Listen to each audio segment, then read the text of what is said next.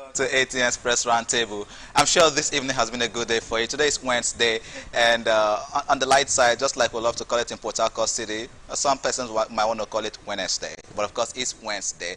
Once again, good evening and welcome to ATN's Press Roundtable. On the Press Roundtable, we're going to be having lots of conversations, and of course, just like you know, the Press Roundtable is a convergence of media practitioners who dissect the news and current affairs and bring the right narrative in news narration.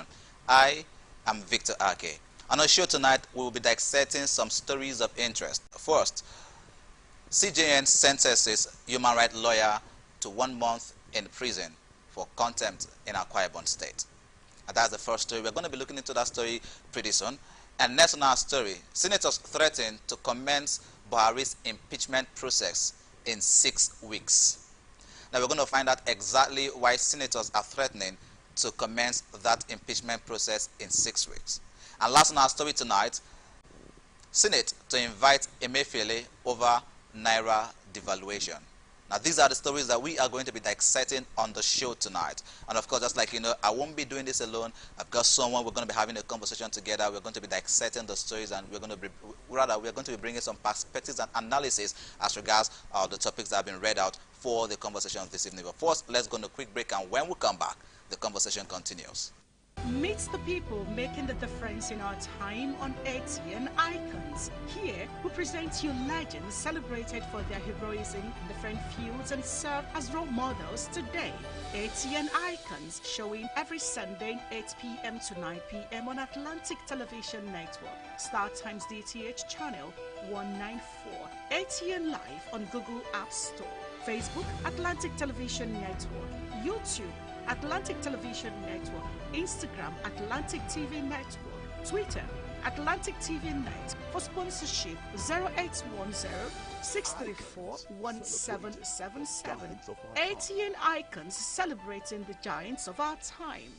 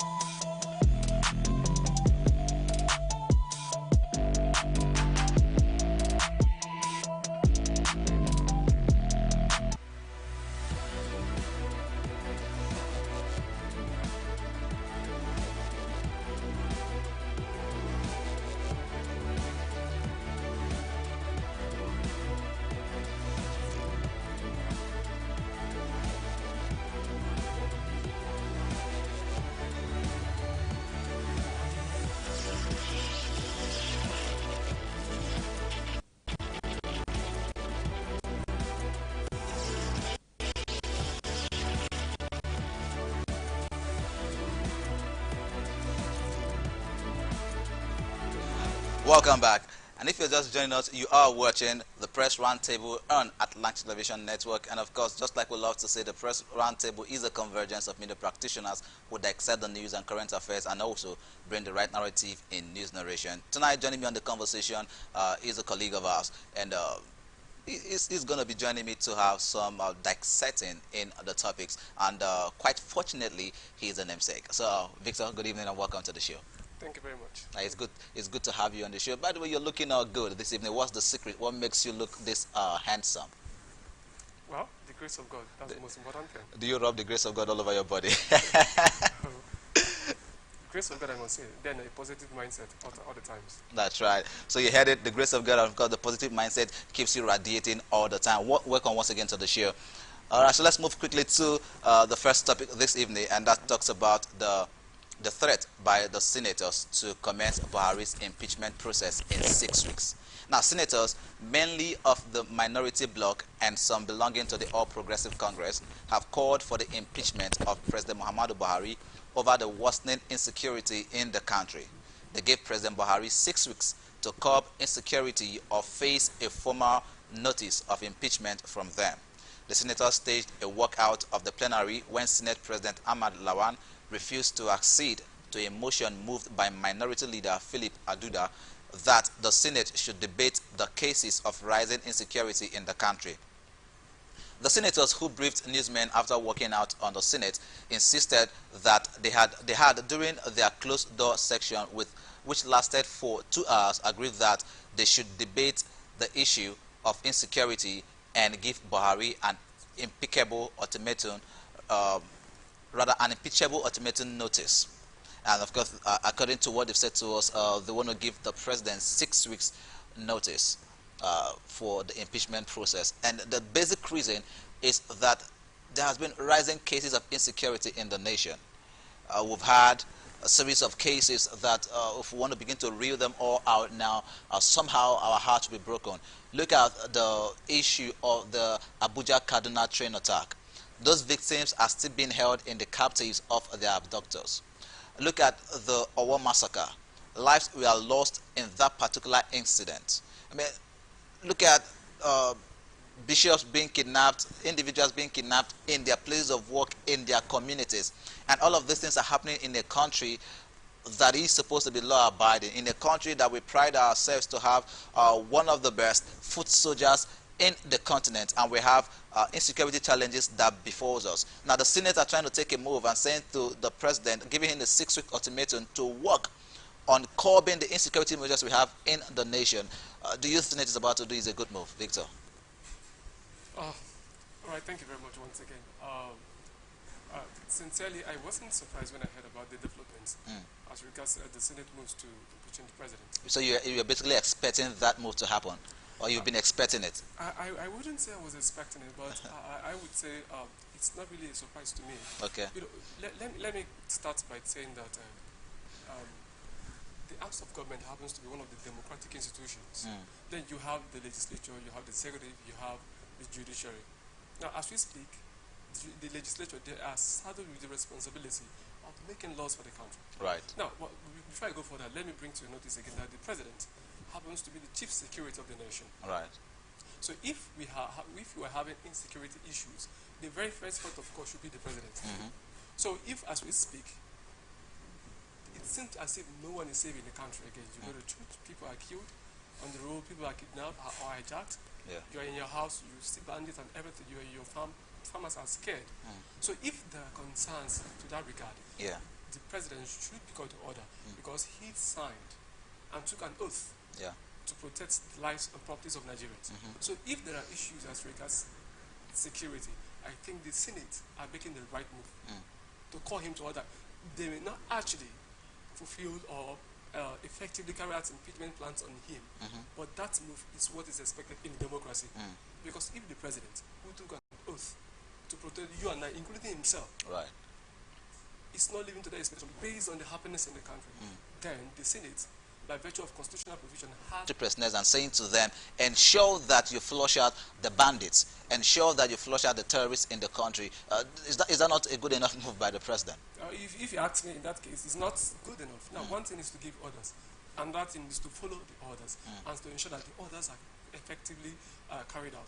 Now, if you give orders, probably through the military personnel, armed forces, the security agencies, how effective has those orders been?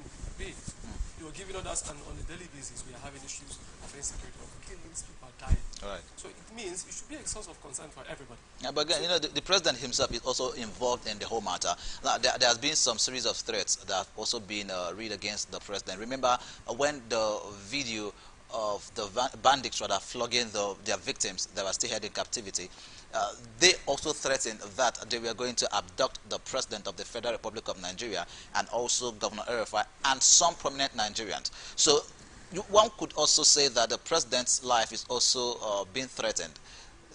That actually should be more of a concern to us as a nation. Right. If a sovereign state like Nigeria, with the military might we have, and then you have terrorists or bandits threatening to adopt the president, it's a slap on our face. It is. Now, as we speak, the president, he is the commander-in-chief of the armed forces. Yeah. So it means he has the constitutional right to tell the security officers what to do, to give them the right orders. Knowing that himself was also a military person before democratic system. By history. Yeah. By history. Now, let me just give this analogy.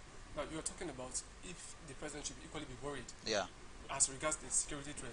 Now, let's go down to the family structure. Okay. You have the mother, you have the father, and and you have the children, no matter the state of the family, whether things are good or bad, the children are looking up to the father for protection, for provision. Even the wife. Now, in a situation where to protect us, and now we are not victims of some of those things, it means the Senate, which is one of the arms of government, should actually remember we have the facility rather, and there was no interception. Where we had military personnel standing, where we had military personnel, that place was supposed to be heavily guarded, and the terrorists were able to overpower the Nigerian military in that regard. Don't you think that's also sent a signal, to these persons? If they could overpower our own security personnel in their own home, don't you think that sends a wrong signal to them? Okay, if you ask me to that regard, I think I still maintain that our security personnel needs to be invited by the Senate for questioning. That's what I think. Okay. So beyond the presidency now, we also go down to the military personnel. Yes, they need to be questioned because, as we speak, you have different departments within the armed forces. You have the Navy, operating through the waterways. Yeah. You have the Air Force that owns the air.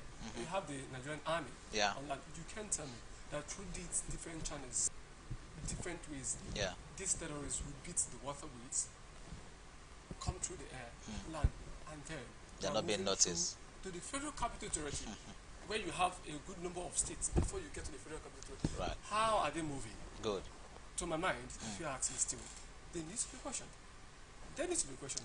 Because as we speak, we have different military personnel that are supposed to mount different roadblocks, different checkpoints. So if they are moving through the, or let's say forest, then we have military personnel in the army. They are supposed to be involved. They are supposed to be aware. If they are passing through waterways, we have the Navy. So how are they moving? That's the question. How really are they moving? How are they moving? Because they're also moving with arms. They're not just coming out, alone. They're moving with arms. So how does the arm get into the country and they are not being intercepted? Very good question. In that case, I would say something like this: you don't see a stranger come to attack you without an insider.